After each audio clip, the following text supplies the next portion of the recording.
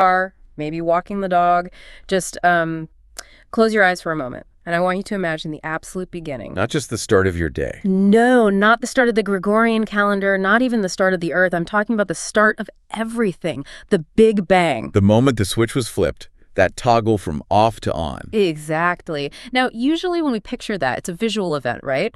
We see a flash of blinding white light, a massive silent explosion expanding out. It's like a silent movie playing in your head. It is. But here is the question we are wrestling with today, and it is a big one. What if the blueprint of the universe wasn't light? What if it wasn't even matter? What if the architect of reality was sound? It's a concept that really forces you to. I mean, you have to completely rewrite your whole mental model of the universe. Right. You have to stop thinking in terms of hard bricks and mortar or even atoms and start thinking in terms of like vibration, frequency, resonance. That the universe isn't a collection of things, but a collection of songs. Precisely. Welcome back to the Deep Dive. Today, we are unpacking a document that is, frankly, one of the most unique, mind-bending things we've ever covered. It's titled Invention Cymatics End, and it's credited to an author simply known as MW. And we should set the stage here right off the bat. This isn't a peer-reviewed paper. You're not going to find this in Nature or Scientific American. No. It's a dense philosophical text. It blends hard physics, specifically the study of cymatics, with theology and some pretty heavy geometry. It's a metaphysical hypothesis, really. And it's trying to unify everything, from the birth of the cosmos to human biology, all the way to the end of time. It's incredibly ambitious. It's trying to solve the theory of everything with sound waves. Now, before we get into the heavy stuff, I want to highlight a disclaimer the author, MW, put right at the bottom. It says, note this all is a hypothesis. All are free to argue, but never to accuse. I really appreciate that. Yeah. It sets the ground rules perfectly, you know? Yeah. We aren't here to preach this as absolute fact. Or religious doctrine. Exactly. We're treating this as a massive thought experiment. We're here to explore the what if. What if frequency is the source code of the simulation? So let's boot up that simulation. The text starts at the very beginning. Universe birth.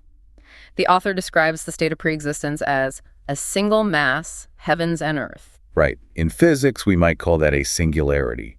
All matter, all energy, just compressed into a unified whole. No difference between anything, just oneness. A single, silent block of potential. But you can't build a universe out of just a blob. You need separation. You need distinct parts. And this is where the text gets fascinating. It says, the single mass was split then by a sound-giving geometry.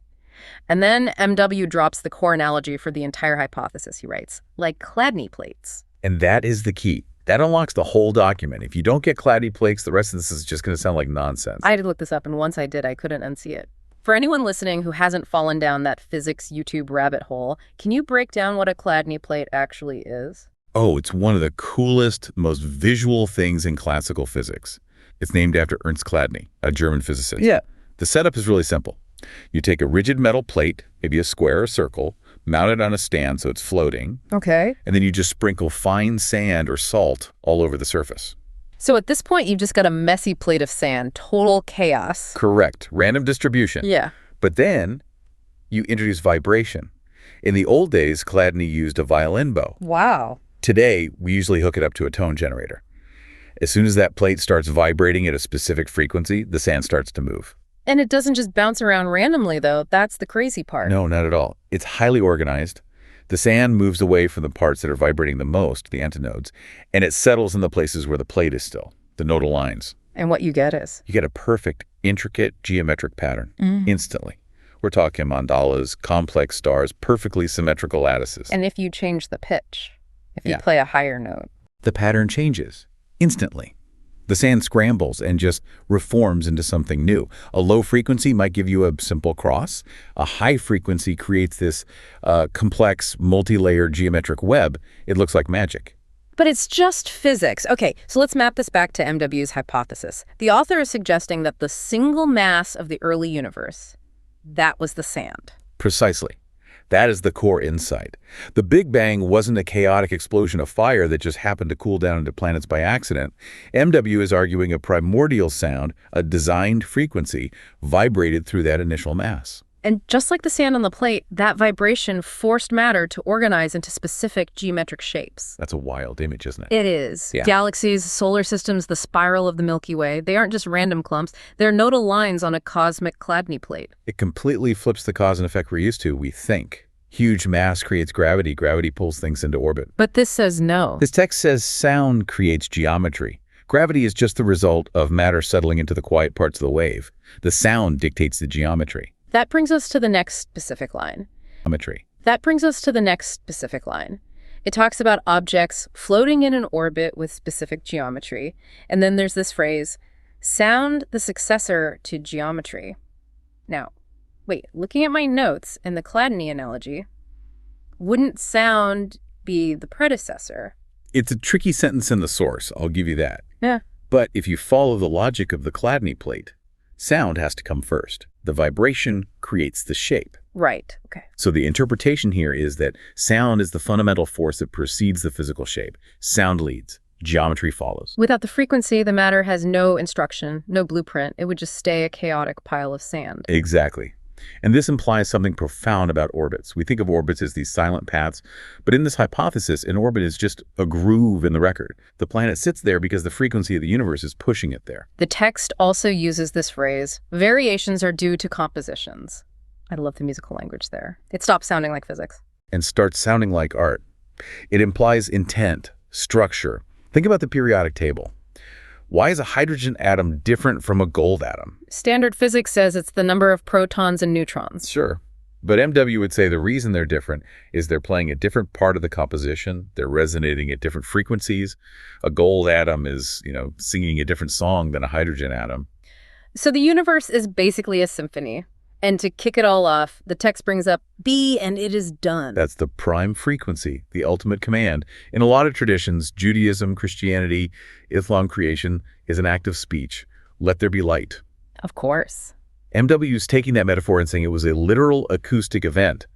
That command wasn't just words. It was the initial frequency, the big bang of sound, that set the whole universal plate vibrating. Okay, so we've established the macro view. The universe is a giant geometric pattern held together by a song. But the document doesn't stay in space. It zooms all the way in. Section 2, human birth. And this is where it gets personal. The text says, the physical mother of us is the universe, which, is scientifically sound. We are made of star stuff. Carbon, nitrogen, oxygen. The atoms in your hand were cooked in a star billions of years ago. But how do you get from stardust to a person? The text says, bring the atoms together. Simple enough. But then it crosses back into theology. A spirit of his own breathed onto us. Now, I always thought of breath as air, or maybe a soul, something ghostly. I too. But MW reads this totally differently. He reads it through the lens of cymatics. He translates breath not as air, but as a sound with designed frequency entering us, giving us geometry. Giving us geometry. So without this frequency, we wouldn't have a shape. Exactly. Imagine your body as the sand on the plate again. You're a collection of trillions of cells, octillions of atoms. What keeps your liver cells in the shape of a liver? Why don't you just dissolve into a puddle? Biology says DNA.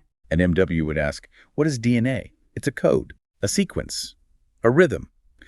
This hypothesis suggests there is a designed frequency, a specific standing wave that entered the matter and held it in that specific human geometry. We are effectively standing waves. That is actually kind of terrifying to think about. It means my physical form is being sustained moment to moment by a vibration. It's not static. It's active, and it aligns with the variations are due to compositions idea again. This explains human diversity. Why do you look like you and I look like me? Because we're different songs. Different tracks on the album, at least. A slightly different frequency results in a different geometry. It frames genetics not just as a chemical code, but as a musical score. And if you change the score, you change the person.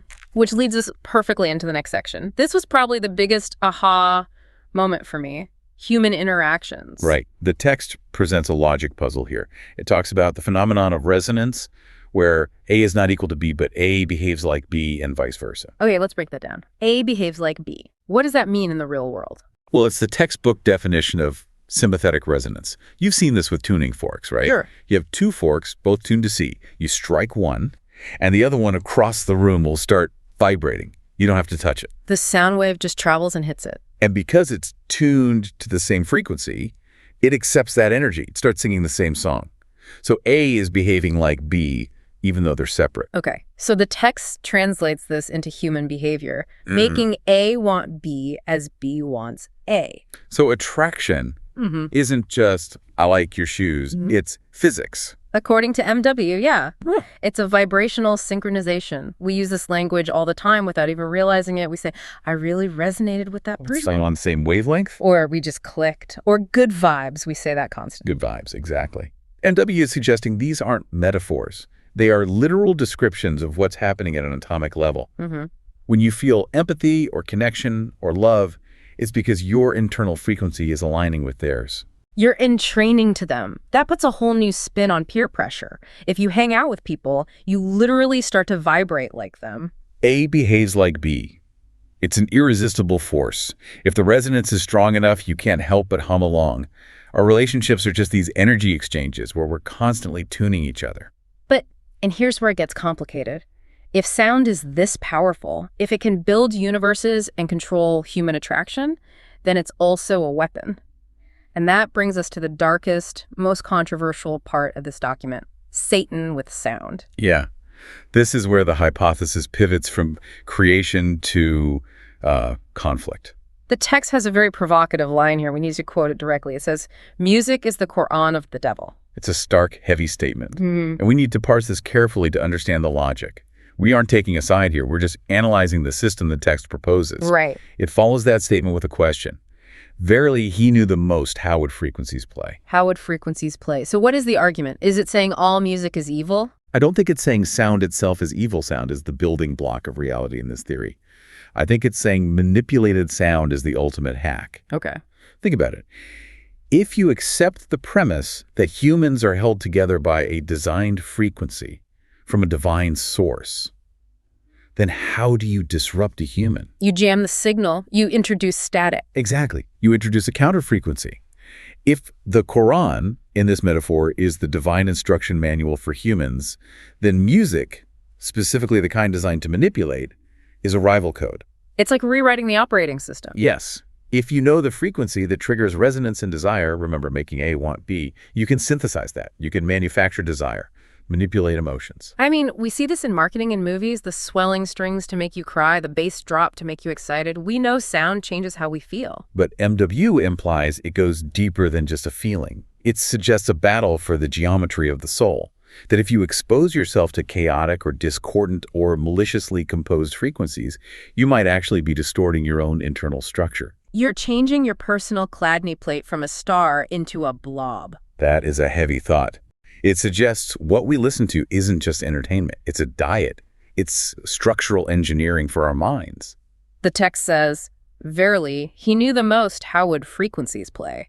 It frames the devil not as some monster, but as a master sound engineer. Someone who knows the source code of reality and uses it to introduce glitches. It makes you think about those earworms that get stuck in your head. Are they just catchy tunes or are they resonance hacks? Okay, so we've covered the beginning, the humans, the attraction, the conflict. Now the finale, the section titled The End. And fittingly, it circles right back to the beginning. The text mentions trumpets blowing. The famous trumpets of the apocalypse. We've heard this 1,000 times. Usually it's just a loud noise to scare everyone. Right, but look at the commentary MW adds. Again, Cymatics coming into play. That gave me chills when I read it. It's so consistent. It closes the loop. Remember the Chladni plate. The sand forms a pattern because the plate is vibrating at one specific frequency. Right. It's stable as long as the note is held. But what happens if the physicist walks over and turns the knob on the tone generator? The pitch changes. The old pattern dissolves. The sand goes chaotic for a second and then reforms into a new shape. Exactly. The trumpet blowing isn't just a noise. In this hypothesis, it is a frequency shift. The song of the current reality ends and a new one begins. The old geometry, the world as we know it, it can no longer hold its shape. The sand has to move, so the apocalypse isn't destruction, really. It's a reorganization. It's a phase shift. The matter doesn't disappear, but the form changes. The text implies it's cyclical. The end of the world is just the conductor tapping the baton and saying, okay, that was the first movement, now for the second. It's strangely elegant, isn't it? Usually the end of the world is all fire and ruin. This makes it sound orderly, just a change in the wave. It makes the violent imagery, mountains crumbling, stars falling, make sense in a physics context. If the standing wave holding a mountain together suddenly changes frequency, the mountain would crumble. It would lose its binding geometry. So, to recap this whole journey, we started with a single mass. A sound split it, acting like a Chladni plate, creating the universe's geometry. That same principle gathered atoms to create the standing wave that is a human being. We connect through resonance physics, not just feelings. We're vulnerable to counterfrequencies.